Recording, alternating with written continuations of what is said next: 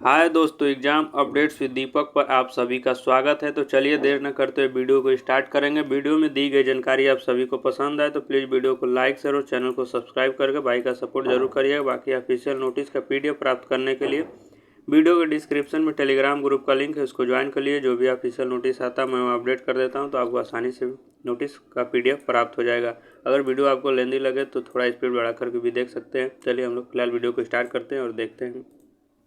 ये देखेंगे तो रेलवे भर्ती प्रकोष्ठ उत्तर मध्य रेलवे प्रयागराज यानी जो इलाहाबाद है उसके तरफ से जारी किया गया ऑफिशियल नोटिस है। तो यहाँ देखेंगे तो बताया गया आपका केंद्रीकृत रोजगार सूचना संख्या RRC 01/2019 के तहत लेवल 1 के उम्मीदवारों का डिविजनल मेडिकल बोर्ड समिति के निर्णय के खिलाफ अपील हेतु सूचना। नीचे आप चलिए और देखते हैं इसमें क्या बताया गया है। केंद्रीकृत रोजगार सूचना संख्या RRC 01/2019 के तहत लेवल 1 के पद के लिए उम्मीदवारों को 13 फरवरी 2023 से 24 मार्च 2023 तक रेलवे भर्ती प्रकोष्ठ प्रयागराज द्वारा किए गए दस्तावेज सत्यापन के बाद NCR के मंडल रेलवे अस्पतालों में चिकित्सा परीक्षण हेतु भेजा गया था। डॉक्यूमेंट वेरिफिकेशन के बाद आपका मेडिकल एग्जामिनेशन कराया गया था, वही बताया गया।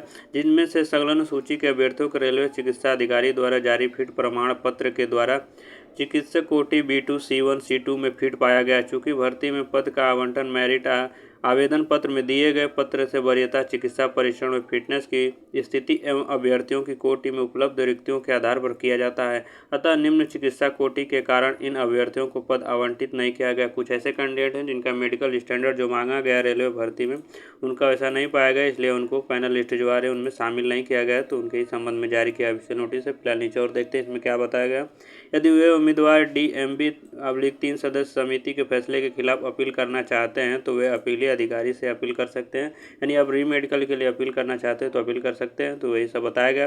नीचे देखते हैं कम क्या बताया। अपीलीय आवेदन को प्रधान मुख्य चिकित्सा निदेशक उत्तर मध्य रेलवे प्रयागराज को संबोधित किया जाना चाहिए और साथ ही प्रधान मुख्य चिकित्सा निदेशक को आगे प्रस्तुति के लिए अध्यक्ष रेलवे भर्ती प्रकोष्ठ वाल्मीकि चौराहा प्रयागराज उत्तर प्रदेश पिन, और ये पिन जो आपका दिया गया 211-001 को प्रस्तुत किया जाना चाहिए। मैंने यहाँ बताया गया है कि आपको जो भेजना है री मेडिकल के लिए फिलहाल, और हम लोग आगे इसके बारे में डिटेल्स में देखने वाले हैं। में बताया गया कि अपील इस नोटिस के जारी होने की तारीख 30 दिनों के भीतर रेलवे भर्ती प्रकोष्ठ प्रयागराज कार्यालय में पहुंच जानी चाहिए। अधिकतम बताया गया 6 बजे स्पीड पोस्ट व्यक्तिगत द्वारा अपील के द्वारा चिकित्सा परीक्षा के कोई भी और मौका नहीं दिया जाएगा। ऐसा अपील तभी मान्य जाएगी। यानी बताया गया जो आपके अभी नोटिस जारी किया गया इसके 30 दिनों के अंदर में ही आपको री मेडिकल के लिए अपील करना है और इसके बाद आपको किसी प्रकार का और मौका नहीं दिया जाएगा, तो इसलिए आप सही समय पर अपना री मेडिकल के लिए अपील कर लीजिएगा। चलिए देख लेते हैं पहले में क्या बताया गया। अपील में उस कारण औचित्य का उल्लेख होना चाहिए जिसके लिए उम्मीदवार अपील कर रहा है। ये प्रोफार्मा B के अनुसार जो नीचे अभी देखेंगे जो प्रोफार्मा B में उसमें वो सब डिटेल्स भरना है, तो अभी हम लोग उसके बारे में देखने वाले हैं। दूसरे में बताया गया कि उम्मीदवार सरकारी या निजी डॉक्टर से उस विशेषता या विशिष्टता का प्रमाण पत्र प्रस्तुत कर सकता है जिसमें उम्मीदवार अनुपयुक्त पाया गया है। यानी जो मेडिकल सर्टिफिकेट के बारे में बताया गया है कि मेडिकल सर्टिफिकेट आप चाहें तो सरकारी डॉक्टर से या प्राइवेट डॉक्टर जिनसे भी मेडिकल सर्टिफिकेट बनवाएंगे उसको स्पीड पोस्ट के माध्यम से भेजना है, तो अभी हम लोग उसके बारे में भी नीचे देखने वाले हैं। चलिए और नीचे देख लेते हैं इसमें फिलहाल क्या बताया गया।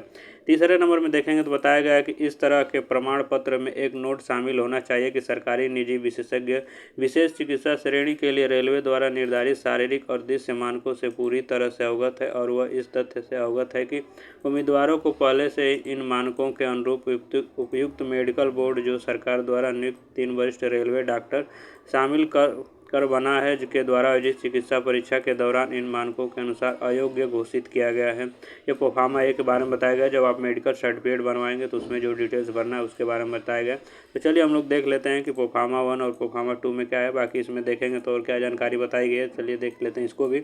चौथे, पाँचवें और छठे, सातवें में प्रमाण पत्र उम्मीदवार की तस्वीर और पहचान का निशान सरकारी निजी जारीकर्ता प्राधिकार द्वारा विविध प्रमाणित होना चाहिए। यानी जो आप जो फोटो लगाएंगे अभी हम लोग जो नीचे देखेंगे प्रोफार्मा में उसमें आप जब मेडिकल सर्टिफिकेट बनवाएंगे तो वहाँ का जो मोहर है वो लगवा लेंगे, ये बताया गया।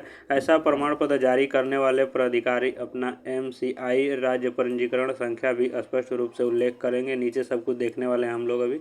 शुल्क उम्मीदवार द्वारा देय होगा। इसके लिए उम्मीदवार को 1000 का आप जानते हैं बैंक ड्राफ्ट यानी DD बनवा क्रमांक देना होगा, इसके बारे में बताया गया। संबंधित अपीलीय प्राधिकारी प्रधान मुख्य चिकित्सा निदेशक उत्तर मध्य रेलवे प्रयागराज होंगे, यानी आपको यहाँ पर जो स्पीड पोस्ट के माध्यम से भेजना है ये सब बताया गया। तो चलिए देख लेते हैं कुल कितने कैंडिडेट हैं जिनका री मेडिकल के लिए अपील करना है। तो यहाँ उनका देखेंगे तो serial number, registration number, roll number और नाम दे दिया गया जिन भी कैंडिडेट को अपना री मेडिकल के लिए अपील करना। और यहाँ बता दिया गया fit L medical category and जो भी आपका मेडिकल स्टैंडर्ड पाया गया है रेलवे हॉस्पिटल में आप जो मेडिकल कराएं उसमें, तो सारा चीज़ें डिटेल्स में दे दिया गया है। अभी देखेंगे तो पहले नंबर में बताया गया unfit A2 A3 B1 B2 C1 और C2 ड्यू टू आप देखें हाइपरटेंशन एंड MPV यानी मिट्रल वाल्व प्रोपेल्स के बारे में बताया गया है। ये सब चीज़ें बता दी गई है। तो जब आप मेडिकल सर्टिफिकेट के लिए अपील करेंगे तो उसमें नीचे फिल करना होगा। तो चलिए हम लोग देखते हैं कि आखिर आपको फॉर्म कैसे भरना है, यानी री मेडिकल अपील करने के लिए प्रोफार्मा को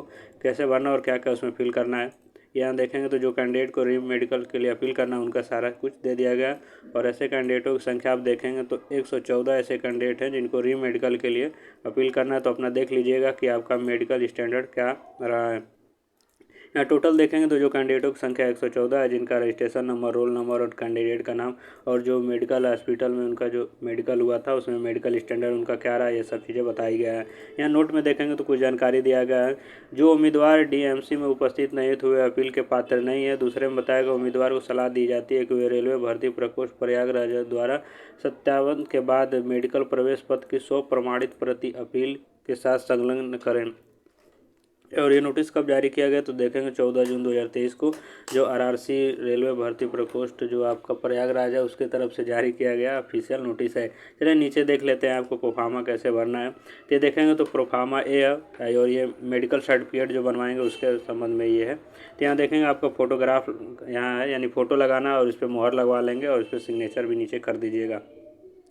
इसमें देखेंगे तो क्या क्या भरना है। ऊपर देखें यहाँ आपका नाम भरना है, पिता का नाम भरना है, एड्रेस भरना है और आइडेंटिफिकेशन मार्क्स दो इसमें भरना है। और इसमें और चलिए देख लेते हैं। यहाँ बताया गया who has the applied for post यानी लेवल 1 यहाँ भर देंगे, या ग्रुप D लिख सकते हैं। लेवल 1 लिख दीजिएगा, लेवल 1 पोस्ट के लिए आपने अप्लाई किया था। चलिए और नीचे देख लेते हैं इसमें क्या क्या बताया गया। इसमें पोस्ट में देखेंगे पोस्ट और क्लास दिया गया है। तो पोस्ट में आप लेवल 1 पोस्ट में आप ग्रुप D कर सकते हैं या चाहे तो आप ऐसे लेवल 1 लिख सकते हैं। और जो क्लास है उसमें 4th लिख दीजिएगा क्योंकि आप जानते हैं ग्रुप D की पोस्ट है तो जो 4th क्लास के अंतर आती है। फिलहाल अभी तो C हो गया बट आप यहाँ कर लीजिएगा 4th। तो एक बार और सोचिए, यहाँ लेवल 1 लिख लेंगे, यहाँ 4th लिख लेंगे। और यहाँ देखेंगे तो बताया गया है कि स्टैंडर्ड रिक्वायर्ड बाय रेलवे अब वो पोस्ट, यहाँ पर आपका जो मेडिकल स्टैंडर्ड होता है रेलवे मांगा गया था उसको आपको फिल करना है। तो आप को मैं एक बार बता दूं कि क्या क्या फिल कर देंगे। आपका जो मेडिकल एग्जामिनेशन हुआ था वो आपका हुआ था A2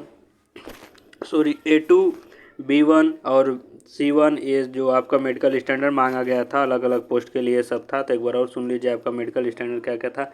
B1 और C1 A2 इन सब पर मेडिकल स्टैंडर्ड मांगा गया था। तो एक एक करके आप फिल कर लीजिएगा क्योंकि अलग अलग पोस्ट के लिए अलग था। जैसे असिस्टेंट वर्कशॉप की पोस्ट है उसमें मेडिकल स्टैंडर्ड आपका C1 रखा गया था। असिस्टेंट ब्रिज में जो आपका मेडिकल स्टैंडर्ड मांगा गया था B1 मांगा गया था। असिस्टेंट कैरेज एंड CNW जो होता है कैरेज एंड वैगन उसमें मेडिकल स्टैंडर्ड जो आपको मांगा गया था B1 मांगा गया था।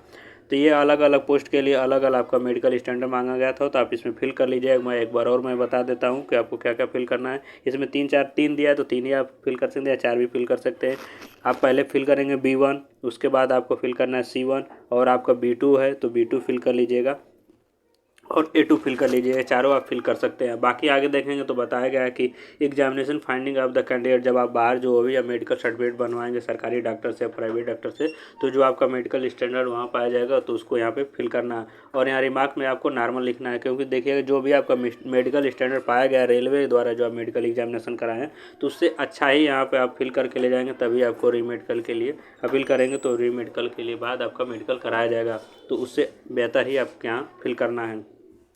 चलिए और नीचे देख लेते हैं। यहाँ देखेंगे तो आपका डॉक्टर का नाम रहना चाहिए। यहाँ भी डॉक्टर का नाम होगा, रजिस्ट्रेशन नंबर और MCI जो रजिस्ट्रेशन नंबर होगा, मोबाइल नंबर, प्लेस जहाँ और डेट जब आप मेडिकल सर्टिफिकेट बनवाएंगे। और यहाँ ध्यान रखेंगे जो डॉक्टर से आप बनवाएंगे चाहे सरकारी हो चाहे प्राइवेट हो उसका यहाँ नाम और उसका जो मुहर होता है वो मुहर भी यहाँ करा लेना है और फोटो पर भी आप यहाँ मुहर करा लेंगे।